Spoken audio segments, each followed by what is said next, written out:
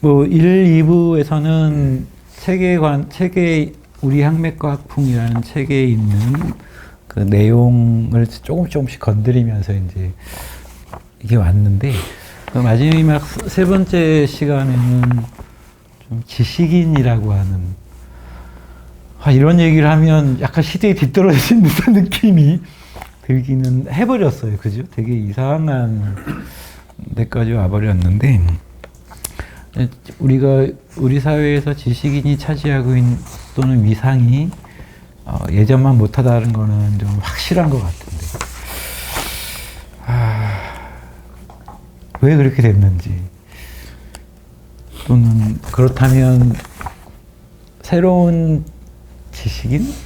또 현대 사회의 디지털 시대에 맞는 지식인들은 또 어떻게 해야 되는지에 대한 선생님들의 의견을 좀 한번 듣고 싶은 생각이 좀 있으니까요. 임 선생님부터 먼저 한번 들어보시는 게 어떨까요? 그러니까 저는 개인적으로 현대 사회, 특히 이제 21세기에 들어서 가장 큰 특징은 결국에는 어떤 정보화로 인한 미디어의 변화가 굉장히 크다고 생각을 합니다. 실질적으로 과거와 달라져서 오는 대부분의 혼란상들은 이제 어떤 그런 정보화에 따른 어떤 뭐랄까요, 파급 효과 내지는 부산물 등으로 생각을 해보고 싶은데, 그런 맥락에, 지식인이라는 맥락에서 정보가 갖게 된 영향력은 결국에는 과거와 같은 어떤 소위 말하는 엘리트 혹은 지적 엘리트, 뭐 그런 담론 내지는 지식 생산자들의 주도권이 무너졌다는 게 최근의 큰 특징인 것 같아요. 왜냐면은 이제 과거에는 이제 자신의 목소리를 내고 출판 혹은 뭐 기고 등을 통해서 공적인 어떤 그런 지면에 이제 목소리를 싣고 그걸 사회적으로 널리 퍼뜨리는 것들이 굉장히 단순한 유통 체계로 이루어졌었죠. 뭐 대형 언론이라든가 혹은 뭐 몇 거의 중요한 출판사들이라든가 혹은 대학이라는 어떤 그런 공적 혹은 내지는 사적 기관을 통해서 이제 가능했던 건데, 그런 채널들이 이제 유통 채널들, 전파 채널들이 인터넷, 방송, 뭐 유튜브, 뭐 SNS 등으로 무한히 넓어지고 무한히 이제 접근 가능하게 되면서 실질적으로 이제 어떤 전문가 집단의 스크리닝, 게이트키핑, 통제, 그런 뭐랄까 상호평가 등이 아니라 대중에게 직접적으로 만족감을 줄 수 있는 그런 논의들이 즉각 유통되고 즉각 이제 인기를 얻고 그에 막대한 보상이 주어지는 어떤 그런 시스템이 된 거죠. 이런 것들을 사실은 좋다 나쁘다 평가하기 이전에 현대 사회의 어떤 그런 변화와 특히 이제 기술적 혁신, 미디어상의 변화로 인해 만들어진 그런 피할 수 없는 자연스러운 이제 그런 변화라고 생각이 됩니다.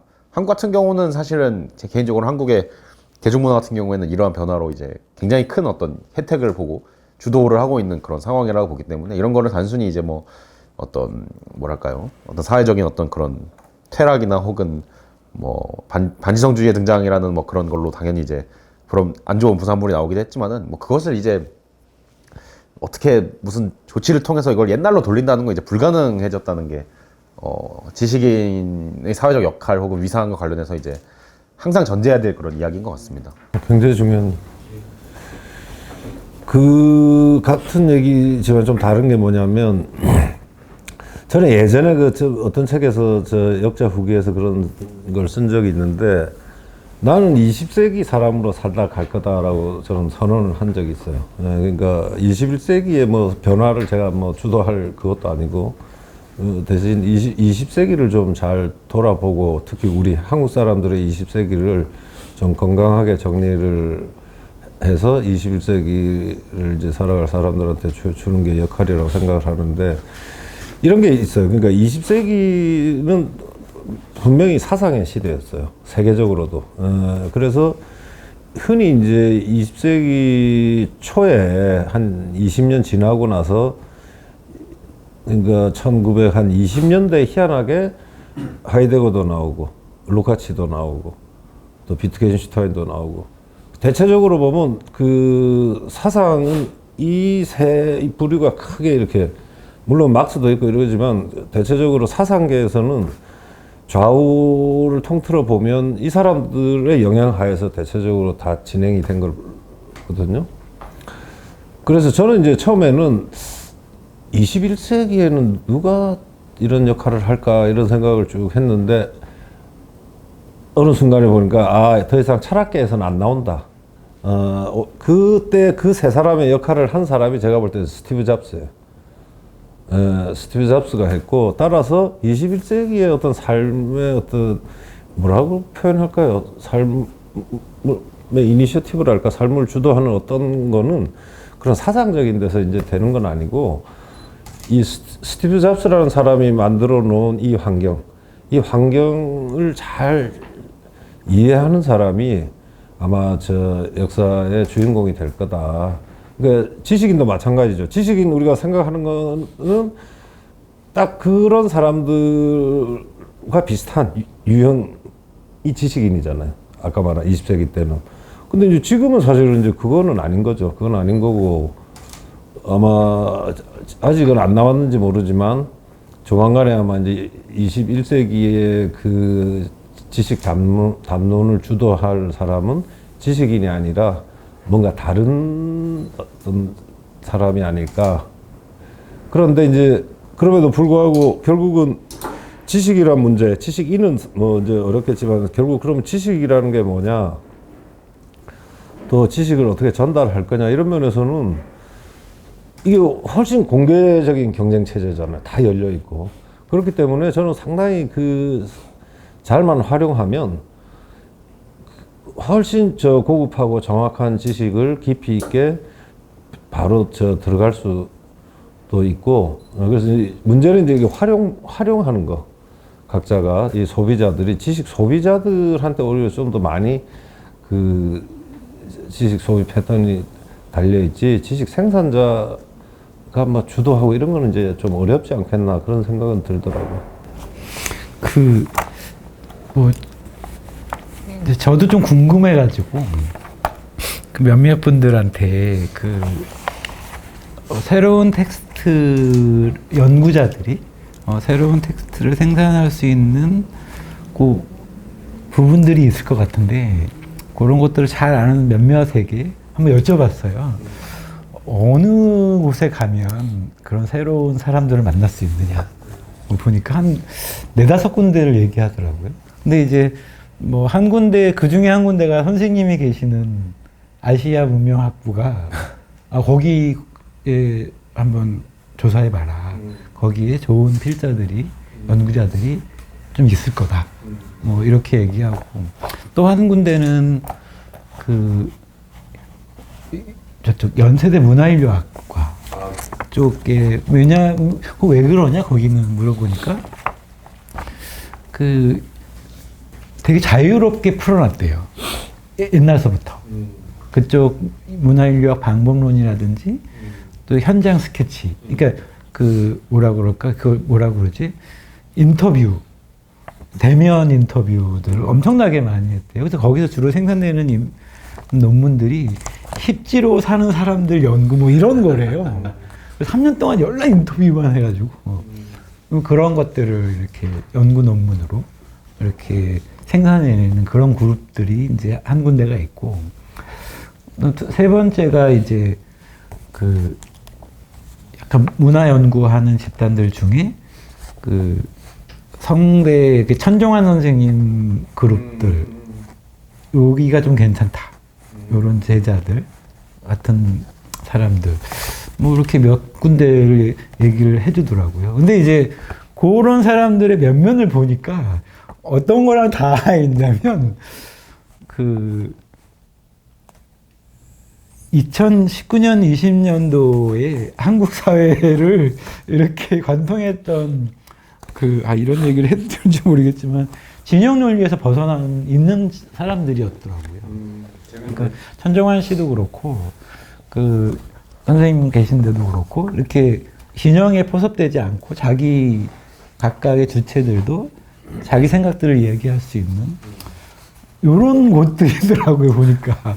그래서 이게 여기서 또 갈리나?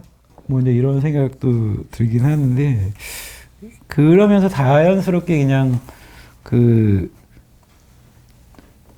뭐랄까 어용 지식인이 돼버린 586 지식인들이 떠오르게 되고,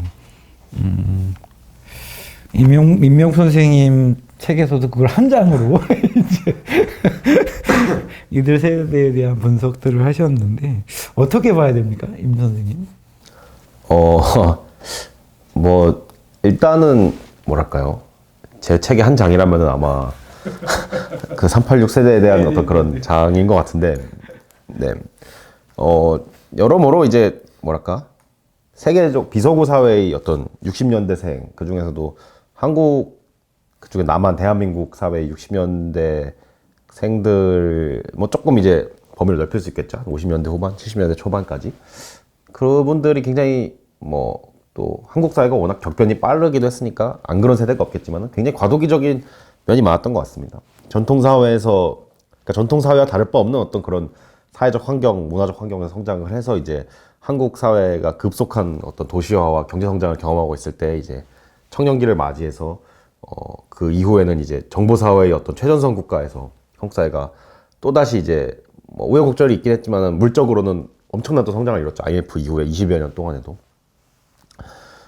그런 변화상들에 사실은 많이 적응을 하지 못해서 이제 생긴 일이 아니었을까 싶습니다. 이제 제가 이제 그 책에서, 제 책에서 이제 좀 해보고자 했던 말은 이런 어떤 그런 80년대에 형성된 특히 좌익적 경향의 지식인들의 어떤 사상적 그런 계통이라는 것은 이것이 이제 그 유럽 사회주의나 혹은 모스크바의 어떤 그런 공식적 이념과는 또 다른 어떤 그런 좀 비서구 사회 혹은 제3세계적 어떤 그런 변종이 이렇다 생각이 많이 들고, 그런 차원에서 비서구 사회가 자신들의 어떤 그런 전통 사상 그리고 농촌적인 어떤 그런 지향성을 두고 만들어진 어떤 그런 뭐랄까요, 감수성을 근대 사회의 어떤 그런 변화에 적응하지 못해서 굉장히 분열적인 어떤 태도로 나타났던 것들이 그런 80년대에 형성된 어떤 좌익적 어떤 뭐랄까요, 정치적 경향이었고, 사실은 지식인이라는 것들이 그런 정치적 경향을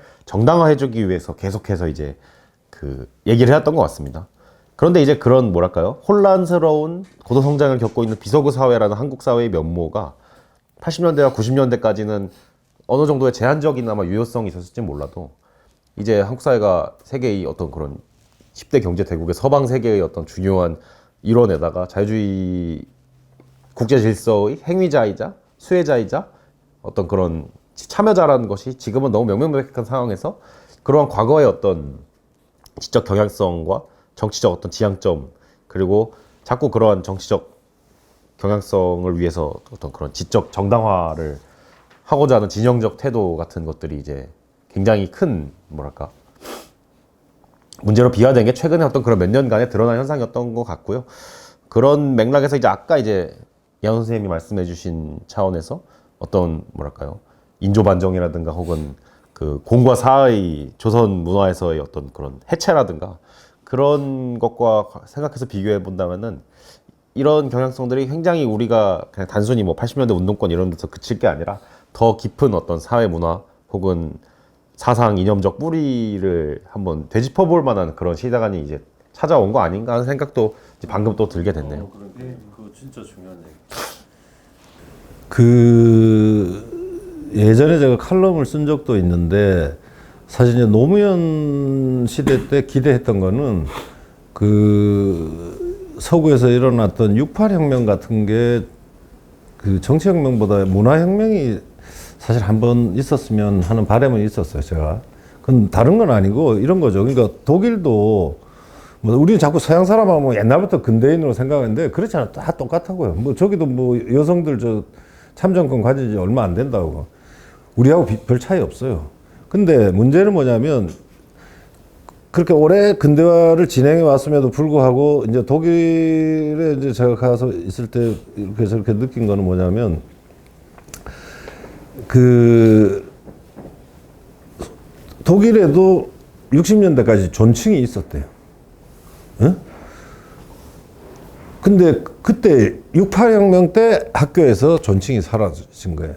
응? 그러면서 이제 말 그대로 학생과 선생님 동일한 인격체로서 이렇게 대등하게 되고 여성 문제도 이제 그때 좀 많이 바로 잡히고 지금 계속 우리 몸살을 앓고 있는 이런 문제인데, 제가 볼 때 노무현 때 제일 잘못한 게 그거를 상당히 온건하게 그러나 잘 그 혁신을 했어야 되는데 그때 못했어요. 일단 그러니까 우리가 지금 경제적으로는 많이 전진을 하고 있지만 사회 문화적으로 좀 굉장히 정체가 된 게 나는 노무현 때부터 이미 시작이 됐다고 보고 흔히 말하는 선민의식인데 선민의식을 가진 자가 어떻게 좌파예요?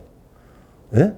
그러면 이거 전체적으로 보면 이 사람들이 노무현 때 그렇게 시작이 돼가지고 지금까지 오면서 이 좌파가 병이 든 게 뭐냐면 우파에 잘못된 게 있으면 그거를 깨뜨리고 우리는 안 한다. 이렇게 함으로써 자기들 도덕성을 확보하는 게 정상적인 건데 지금 와서 드러난 건 뭐냐면 야 그거 좋은 거 나도 한번 해보자.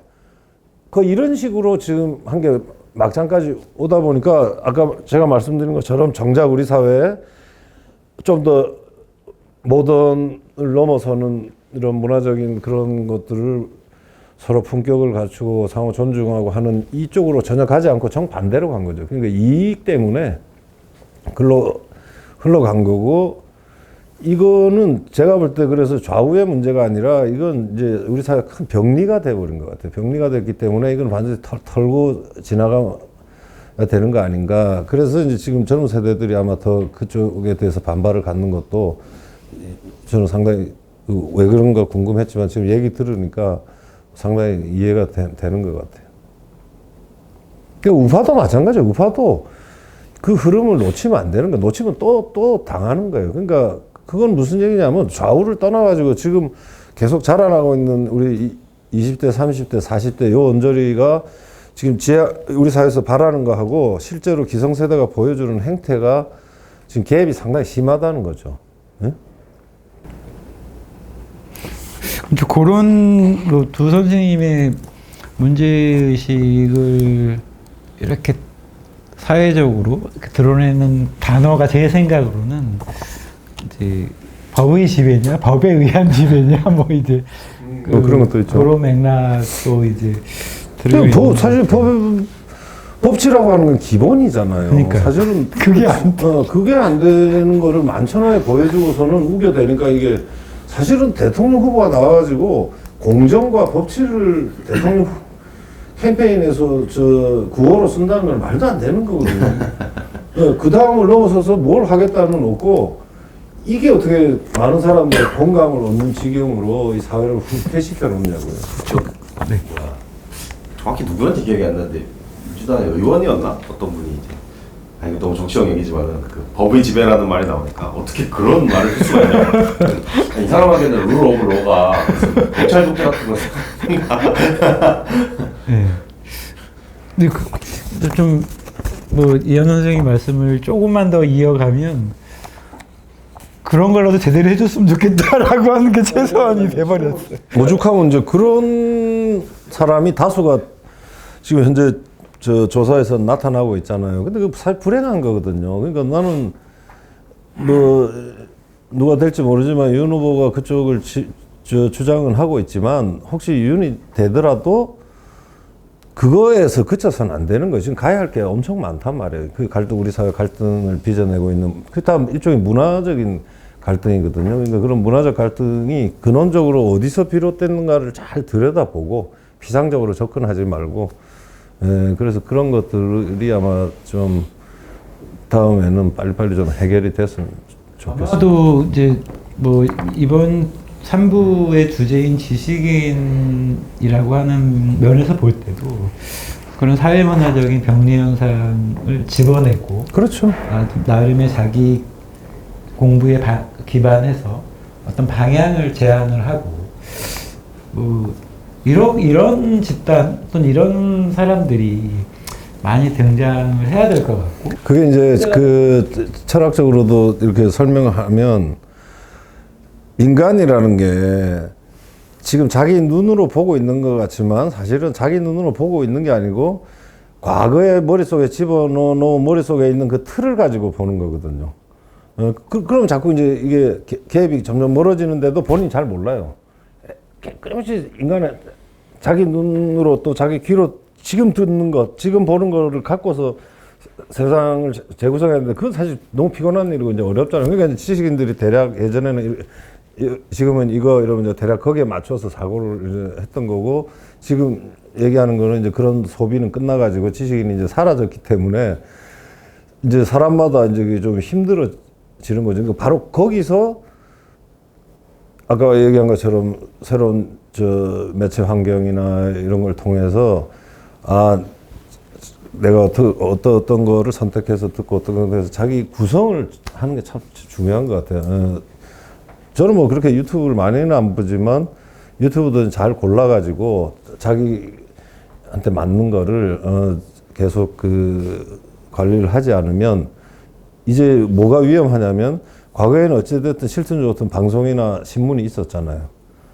근데 지금 이제 신문을 안 보는데 제가 신문사에 있었던 입장이라서 뭐 그렇긴 하지만 이제 신문이라는 게 제가 회사 나오고 보니까 저는 뭐 주로 집에서 이제 혼자 작업을 하다 보니까 신문처럼 세상을 그래도 내가 신문을 안 봤으면 알 수 없는 저 지구상 반대편에서 일어나는 것들 그런 것들도 그게 아니면 내가 어떻게 알겠어요. 그것처럼 이제 신문을 사실 안 보는 건 좋지만 그러나 나는 외국 뉴스는 어디 그래서 하루에 뭐는 내가 계속 세상하고 저거를 교류를 갖기 위해서는 어떻게 뉴스를 계속 들으면서 간다. 그렇게 따지면 사실 신문 잘만 구성하면 사실 이거 신문보다 훨씬 고급한 정보를 바로 얻을 수 있잖아요. 또 요즘 세대들은 저 영어도 잘하니까 뭐 영어권 들어가서 보면 뭐 국내에서 그 토착 언론이 쓰는 것보다 훨씬 정확하고 깊은 정보들이 많기 때문에 그거를 조금 신경 써줬으면 하는 그런 당부는 그 하고 싶네요, 진짜. 그런 면에서 보면 임영웅 선생님 같은 세대 또는 바로 윗세대들은 연구자들이라고 표현하면 제가 이렇게 판단하기에는 되게 자기 목소리를 많이 낼 수 있는 환경이지 않을까. 그러니까 이전에 공부할 땐 선생님에게만 얘기를 했었는데 지금은 조금 미디어 환경이 바뀌면서 뭐 이번에 되게 책도 그런 거죠. 뭐 그렇게 해서 네. 과제를 모을 수 있었던 것 같은데. 그래서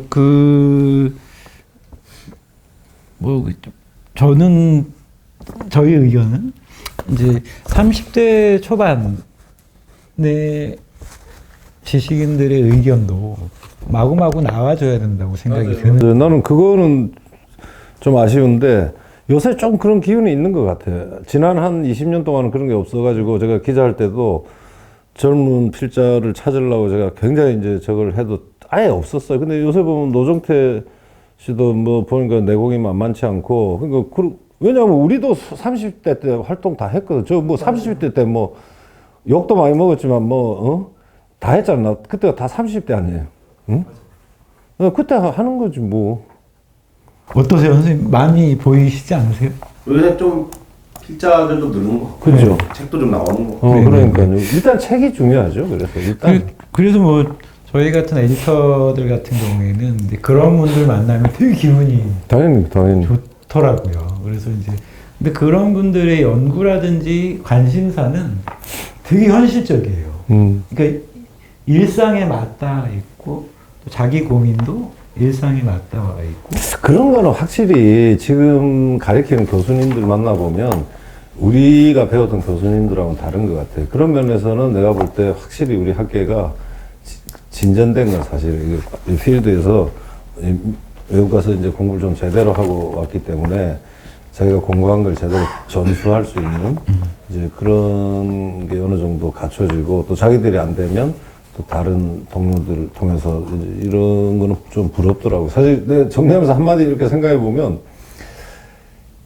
오히려 60년대 학번들은요, 그 이제 사회에서 활동하는 분들 제가 취재하면서 보면 이분들은 어쨌든 이제 일본을 기본적으로 잘하잖아요. 일본을 잘하니까 대부분 이제 일본 잡지들을 다 사서 보고 계속 이제 세계 정보를 그때도 옛날에도 그랬던 거고 이 70년대는 이게 영어도 못하면서 이게 그 일본어도 안 되는 네, 이게 언어 문제가 그래서 내가 70년대 사람을 저렇게 하는 게 아니고 네네 언어에서 취약해요. 영어도 못하고 일본어도 안 되고 근데 반면에 60년대 학번까지는 일본어가 되니까 이 사람들이 어느 정도 유지를 했다고요. 그러니까 대학 교수들도 보면 그 사실 우리 가르친 교수들은 거의 다 일본 책 보고 했죠. 뭐 이렇게 물어보면 다음에 오라 해놓고 빨리 일본 책 사가지고 응? 근데 이제 70년대생은 그게 없어. 그래서 농담 삼아 내가 예전부터 한 얘기가 있는데 70년대생은 대통령 되면 안 된다고요. 어? 둘 다 망한다고. 지금 둘 다 망했잖아. 박근혜하고 문재인하고.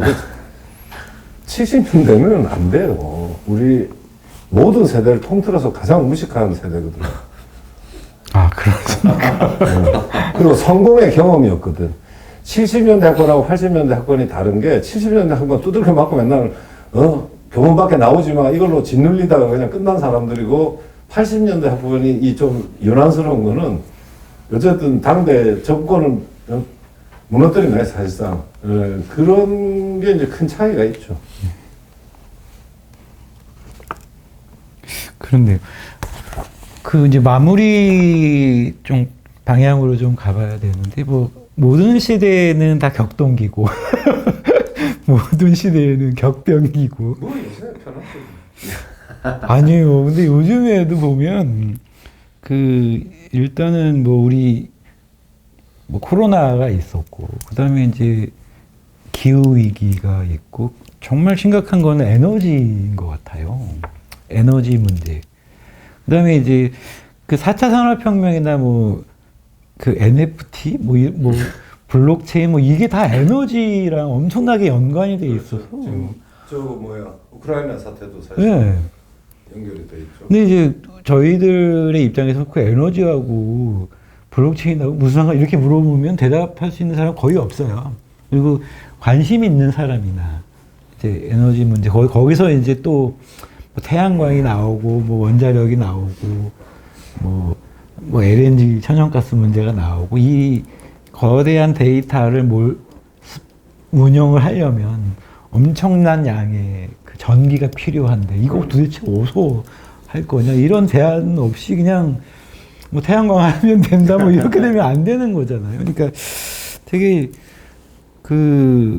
뭐 요런 것도 어떻게 보면 우리가 한 번도 겪어보지 못하는 그런 격변기 속에 또 있는데 그냥 결론 비슷하게 요런 시대에서 그 우리 한국 사회의 지식인들은 어디에 천착해야 되는지 주요한 의제들은 뭔지 이런 것들에 대해서 혹시 생각하시는 거 있으면 마지막 마무리 정도로 한번 해주시면.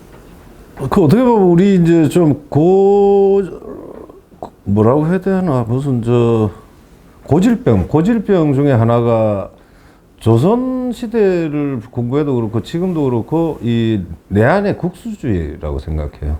예?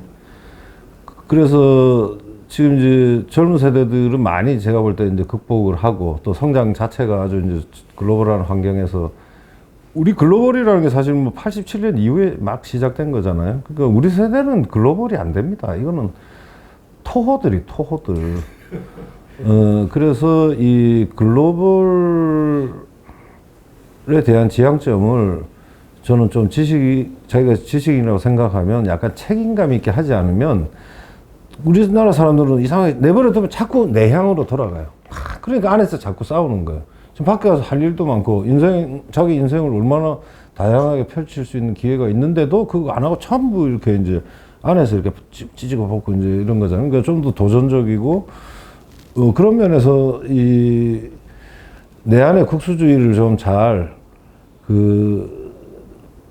끄집어내 가지고 잘 이렇게 건강한 방향으로 가져가는 거 이게 사실은 저는 훨씬 관심이 더 많은데 지금 586 이것들 때문에 이것들이 다 전형적으로 국수주의자들 아니에요. 예? 완전히 눈뜬 장님에다가 세상 말이야. 그리고 영어 할 줄도 모르고.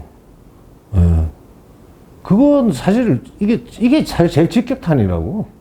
뭐 임종석이니 뭐 그런 사람이 무슨 외국과의 문제를 뭐 어떻게 다루는데 그런 사람이 막 비서실장을 하고 무슨 장관을 하고 통역관이 막 장관을 하고 이게 도대체 말이 안 되는 거죠. 그러니까 부끄럽죠. 사실은 진짜 부끄럽죠, 사실. 그냥 같은 저거 내가 한 건 아니지만, 야, 너 이래가지고 저 다음 젊은 세대들 어떻게 보고 살라고? 그런 아주 근본적으로 우리 사회가 아무리 뭐 새로운 저 환경으로 들어가고 한다 하더라도 사람이 사람으로서 기본이 있는 거 아닙니까? 그러니까 그 부분은 절대 잊어서는 안 되는 거고, 그 부분에서 문제가 생겼을 때는 입장 가리지 않고 비판해 주지 않으면 그 개선되지 않습니다. 그런 것들이 저는 오히려 요새 좀 걱정스러워요. 아, 네. 저는 일단은 제가 요즘에 아까 말씀하신 거 연장선상에서 사실은 국수주의를 혹은 내향성을 버려야 오히려 또 우리 스스로에 대한 이해도 훨씬 잘 된다고 생각을 하죠. 그리고 반대로 말하자면은 그런 걸 버리기 위해서라도 우리가 스스로에 대해서 더 이제 이해를 해야 되는데, 제가 요즘에 읽고 있는 책이 이제 그 역사학자 마르티나 도일러 교수가 쓴 조상의 눈 아래에서라는 책을 읽고 있는데, 이 책이 이제 어떤 식으로 이제 조선 사회가 신유학을 받아들이고 그 다음에 그 지역에 있는 그런 문중이라는 것이 생겨나고 그런 것들이 어떻게 사회적 헤게모니를 창출해냈는가에 대한 그런 해석인데, 분석인데, 이게 학교에서 배우던 그 연구랑은 너무 다른 어떤 그런 주장을 굉장히 탄탄하게 전 하고 있다 생각이 들었거든요. 물론 뭐가 맞는지는 이제 나중에 또 이제 도일러가 맞죠.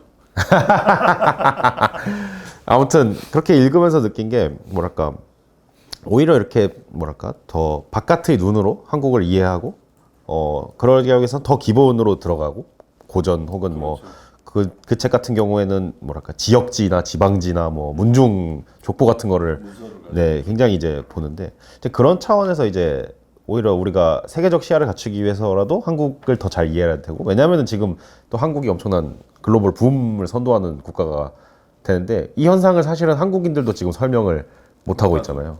그러려면은 먼저 한국이 어떤 사회였고 어떤 문명적 혹은 지적 전통 위에 서 있는 나라인지를 좀 지식인들이 나서서 더 활발하게 대중과 소통을 할 필요가 있다고 봅니다. 그래서 이제 어떤 그런 고전 혹은 고전에 대한 그런 다양한 지적 그런 축적물들, 그리고 한국 사회의 그런 뭐랄까 지성사 이런 작업들을 이제 계속해서 이제 보충을 해 나간다는 생각이 있고요. 그런 차원에서 이제 선생님 연장선상에서, 그리고 이 복관되는 책의 연장선상에서 어떤 그런 제 생각을 좀 더 했고, 그리고 제가 이제 개인적으로 저의 또 관심사는 아무래도 전공이 이제 전공이다 보니까 저는 아시아 각 지역들에 굉장히 좀 관심이 많고, 한국 사회가 이제 특히 이제 대중문화 같은 것들이 그리고 산업적으로 글로벌하게 뻗어나가면서 이런 사회들과 접촉이 굉장히 많아지고 있고, 또 이 사회 사람들이 뭐 동남아시아나 뭐 중동이나 뭐 중앙아시아 사람들이 지금 한국에서 굉장히 많이 이주를 하고 정착을 하고 있는데, 이런 관계들을 어떻게 이제 규명할 것이고 그 사회들을 우리가 어떻게 이해할 것인지에 대해서 그러니까 이해를 해야 되고, 사실은 이제 우리가 글로벌한 시각이라고 할 때 한국 사람들이 기본적으로 인식하는 거는 아직도 뭐 독일, 프랑스, 일본, 미국 등에 머물러 있는데, 단순히 이런 제국의 중심을 바라보는, 물론 이제 그런 시각은 굉장히 중요하지만은 동시에 이제 사실 진짜 어떤 그런 제국들의 활동 무대는 어떤 다른 데 이제 있는 거죠. 지금 성장하고 있는 곳, 지금 이제 새롭게 구상하고 있는 곳, 그런 그들의 힘들이 부딪히는 곳, 이런 차원에서 뭐 어디 나라든 중국이든 뭐 베트남이든 뭐 인도든 뭐 파키스탄이든 이란이든 이런 나라들에 대한 더욱더 많은 담론 소개, 그리고 어떤 탐구, 그리고 그 상호 간의 연결에 대한 어떤 그런 감각 등을 길러 나가는 것이 이제 글로벌 붐을 선도하는 국가로서 또 마땅히 좀 갖춰야 될 어떤 인프라가 아닌가 하는 생각이 좀 있습니다. 네, 그 임용 선생님 말 들으니까 되게 저도 하고 싶네요. 저한테 힘을 주는 그런 말이신 것 같아서, 역시 그 뭐 임 선생님 같은 경우에는 나중에 이제 앞으로도 공부를 자기 업으로 삼고 아마 선생님만의 길을 아마 가실 것 같아요. 응원합니다. 자, 그 이제 우리 학맥가공 복관 뭐 출간 기념 대담을 해왔는데요. 그 긴 시간 함께 해주신 임명호 선생님께 감사드리고, 그 이제 그 이한우 선생님께 마지막 질문을 하면서 이렇게 마치도록 하겠습니다. 그 앞으로 무궁무진하게 무엇인가를 하고 계실 것 같고, 해왔고 하실 것 같은데, 이제 이현우 선생님의 학문 또는 고전 어떤 연구 방향 계획들 마지막으로 들으면서 마무리하도록 하겠습니다. 네. 뭐 일단은 저희가 최근에 이제 태종 이방원을 냈는데 그거는 단순히 태종 한 사람의 적이 아니고 의도했던 거는 아닌데 결과적으로 지금 제가 그 사서 특히 논어 또 한서 대학연이 이걸 이제 제가 번역을 하고 또 깊이 있게 풀이를 했던 게 하필이면 이제 이번에 해보니까 태종이 좋아했던 3대 책이 그거예요. 나 깜짝 놀랐어요. 그래서 그게 이제 말 그대로 서양에서 그 자서전 집필하는 방법론이죠. 그 사람의 텍스트 완전히 들어가가지고, 이제 그 작업을 1차적으로, 그래서 일단락이죠. 크게 보면 일단락이 됐고, 지금은 그 유향이라는 사람, 한나라 때 유향이라는 사람의 이제 서론이라는 책을 보고 있는데, 그것도 참 묘한 게 예전에 제가 그 책을 여러 차례 봤는데도 그냥 그 재밌는 이야기 모음 정도로만 생각을 했는데, 제가 이제 논어를 그 내부 구조를 이제 파악하고 나서 다시 그 읽고 논어를 새로 발견한 것처럼 그 구조를 이렇게 주목을 해보니까 이 유향의 서론이 바로 논어 해설서예요. 아주 최고의 해설서 같아요. 제가 볼 때는. 그래서 뭐 따로 해석이 필요한 게 아니라 그 당시에, 그러니까 왜 그게 중요하냐면 그 한나라 초기라고 하는 것은 바로 분서경영 직후이기 때문에 알게 모르게 다 이 당시의 논어와 관련된 이야기들이 굉장히 구체적으로 전해지고 있던 때에 그 사람이 그거를 가지고서 이제 용례를 보여준 거죠. 논어는 좀 이제 추상적인 말들이 많은데, 그래서 이거를 크로스 시키면 좋겠다 해서 지금 뭐 아주 재밌게, 그래서 아마 상반기 중에는 그 작업이 끝날 것 같고, 그러면 이제 그거까지 기반해서 이제 제가 그동안 한 15년 동안 논어를 해왔는데, 이제 최종 버전으로 이한우의 논어 강의라는 거 형태로 좀 쉽게 풀어내는 책 하나 하고, 그 다음에 이제 내년에는 또 제가 계속 리더십 문제로 논어를 봤기 때문에 그 논어가 실제로 그 어느 정도까지 제왕학, 실전 리더십 책으로서 그 할 수 있는지 우선은 그게 뭐 빨리 지금 해야 되는 겁니다. 그리고 장기적으로는 이제 사마천 4기 그 이제 번역 지금 병행해서 지금 하고 있는데, 그것도 이제 그냥 단순 번역이 아니고 주하고 역주 작업을 이제 완벽하게 해가지고 우리 독자들이 정확하게 그걸 알 수 있는 그런 작업 우선 이제 당장 있고요. 또 있어요? 아니 그거보다도 아니고 요새 이제 중국에서 자기들 그 고전 텍스트 한문이죠. 옛날 한문들을 계속 원문들을 이제 사이트에 계속 올리는 중입니다. 우리는 그런 거에 관심도 없는데 옛날 같으면 그런 거 많이 했는데, 왜냐하면 걔들이 유장 사업, 불장 사업, 도장 사업이라고, 장이라는 게 왜 이게 창고 보관할 창고 장자 있지 않습니까? 그렇게 해가지고 그거를 계속 인터넷에 지금 이제 올리기 때문에 그 중에서 우리한테 좀 이거는 우리한테도 지금도 필요하겠다 싶은 텍스트가 있으면 계속 주목하고 있다가 찾아가지고 좀 번역하고 주석 달고 해서 그게 이제 꾸준히 앞으로 제가 막 다른 거는 그때그때 하겠지만 꾸준히 할 일은 아마 그거가 아닌가. 국내 번역 안 된 그게 이제 제가 또 우리 사회를 위해서 해야 될 일이다 이렇게 생각하고 있습니다. 네. 뭐 이현우 선생님은 우리말 되고 영어 되고 독일어 되고 한문 되니까 눈에 거치는 게 다 이제 다 그것과 연결되지 않을까 싶은데, 하여튼 대단한데요. 저희가 조금 주목하는 거는 그의 첫 책이 우리의 학문과 학풍이다라고 하는 부분에 뭐 좀 재미있을 것 같습니다. 그래서 주셔가지고 저도 너무 감사합니다. 네. 그럼 그의 첫 책 우리 핵미과학품 복간기념 대담 여기서 마치도록 하겠습니다. 고맙습니다. 네, 감사합니다.